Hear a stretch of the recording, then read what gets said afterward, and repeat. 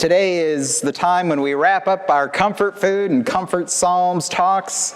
And I understand from what I've been told that I may not have hit upon everybody's particular comfort food or psalm. But fear not, Comfort Food 2, the return of deep fried sugar bombs, will be on the calendar at some point in the future. So you will have a chance to hear about your comfort food at some day soon. That said, I can now wrap up this round with ice cream and patience. Ice cream is hands down my absolute favorite comfort food. To me, it's almost like it isn't a comfort food because it just rises above all other foods. There's ice cream, and then there's all the other foods that wish they were ice cream but don't have what it takes. That coldness on your lips and that creaminess and that sweetness.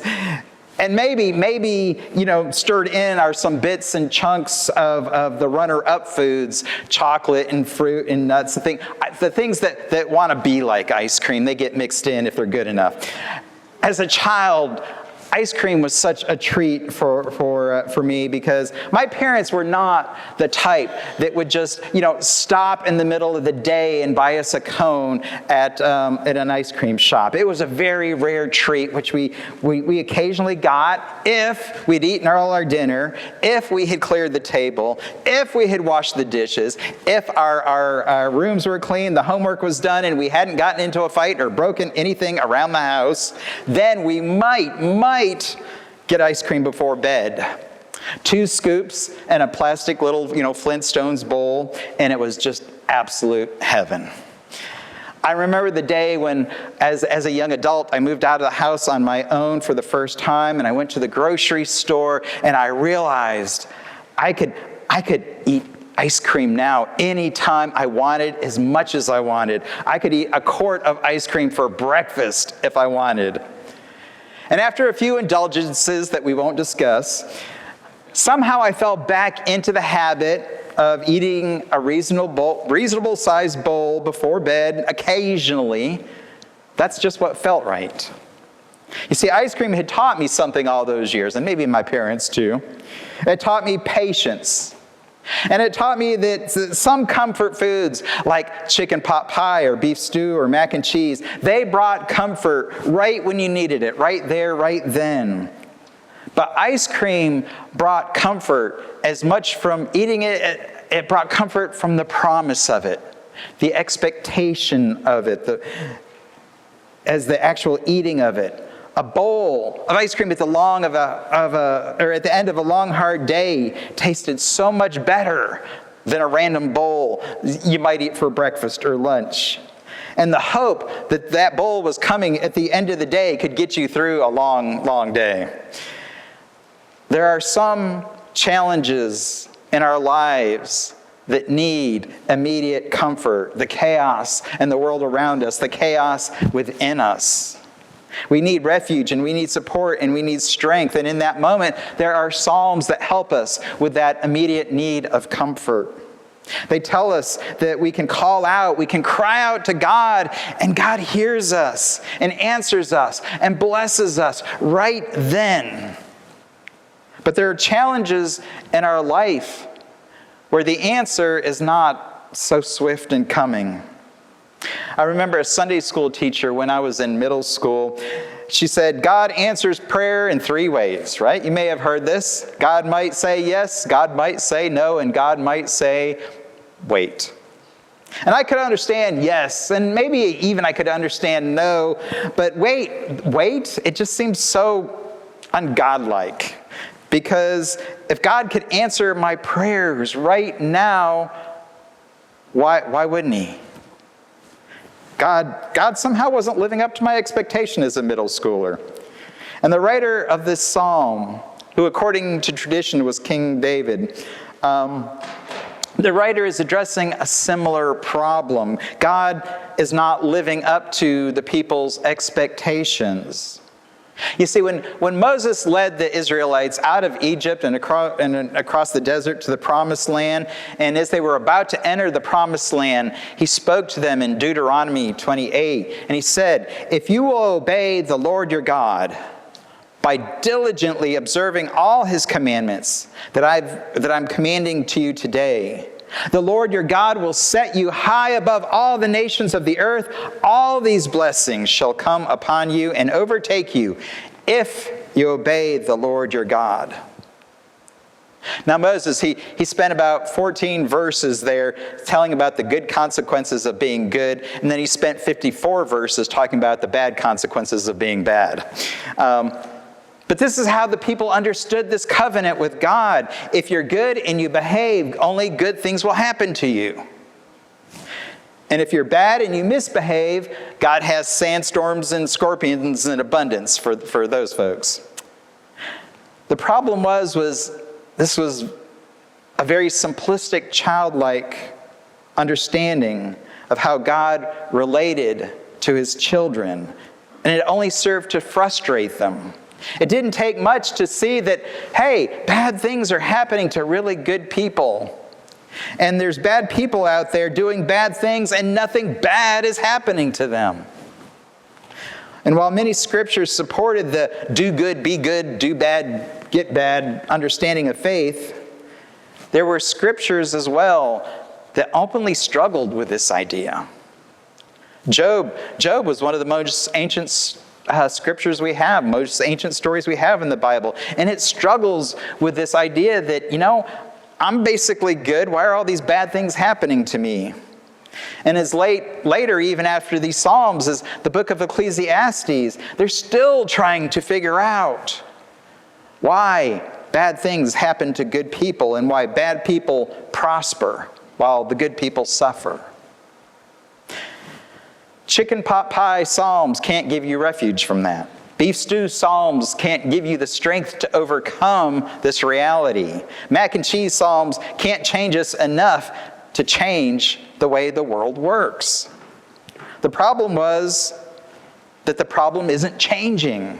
It wasn't going away.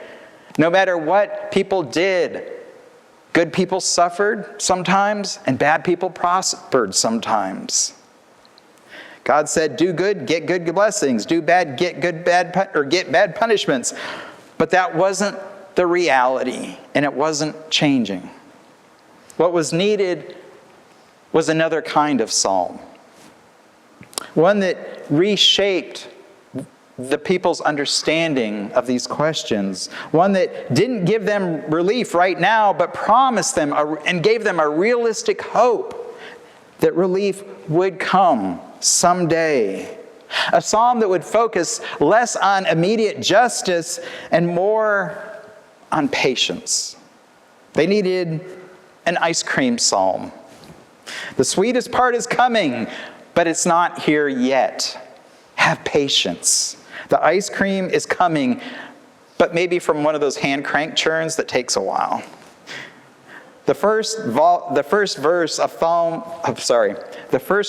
Psalm 37 shows why ice cream is the perfect comfort food for this psalm. It says, "Do not fret because of the wicked. Do not be envious of the wrongdoers."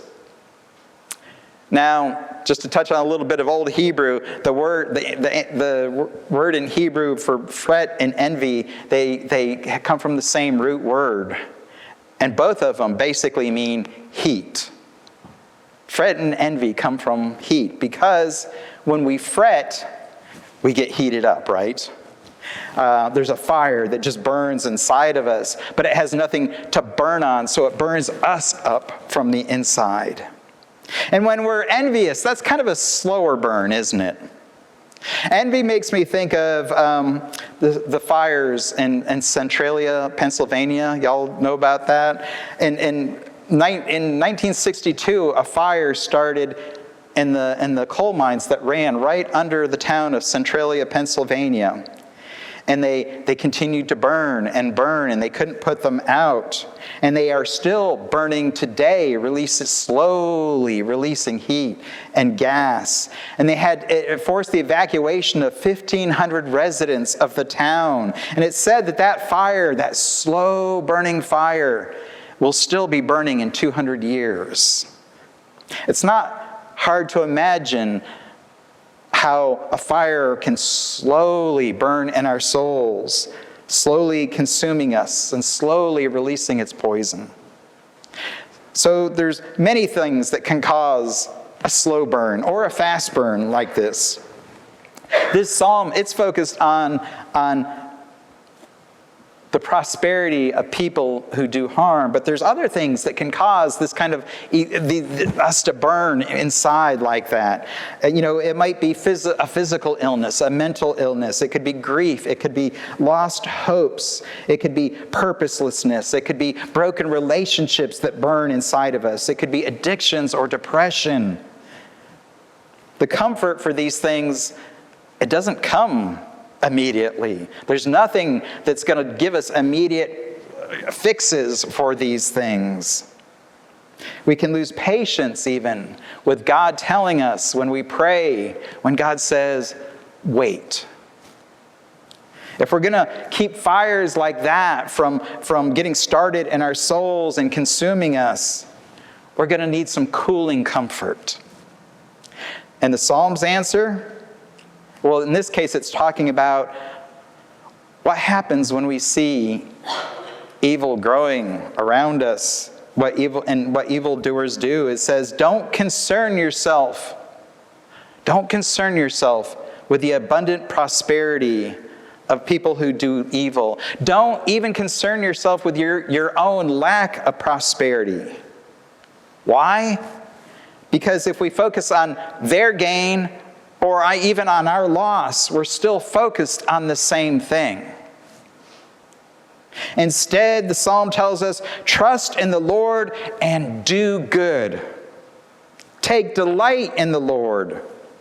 Focus not on God's blessings, but on God and on God's will for you. And if you do, then you will be blessed. Trust in the Lord and do good. And if you do, it says you will live in the land and you will enjoy security. And you notice it says you will enjoy security, not prosperity. One author translates this word as stability. Literally translated, it means that we will feed on God's faithfulness to us. We don't have to worry about what our hunger, because God will feed us out of His faithfulness. If we focus on God, God's faithfulness will sustain us.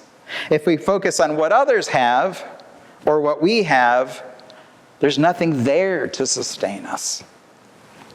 The psalm says, take delight in the Lord, and He will give you the desires of your heart.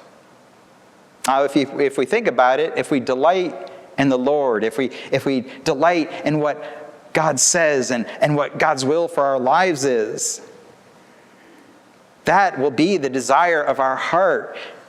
And God, if we take delight in God, God will never, ever turn away from us. And then the psalm moves forward in times and it says that one day, God will make our vindication shine like the light and the justice of your cause like the noonday. Everything that we see as a problem right now, God will address in time. These things will be dealt with.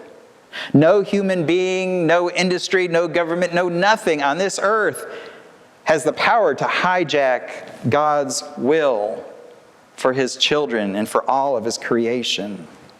But that's not our problem. The writer says our problem is how do we respond right here and right now? Be still before the Lord and wait patiently for Him. Don't fret, don't burn over those who prosper in their way or those who carry out evil devices. Refrain from anger, forsake wrath, and do not fret, do not burn. It only leads to evil.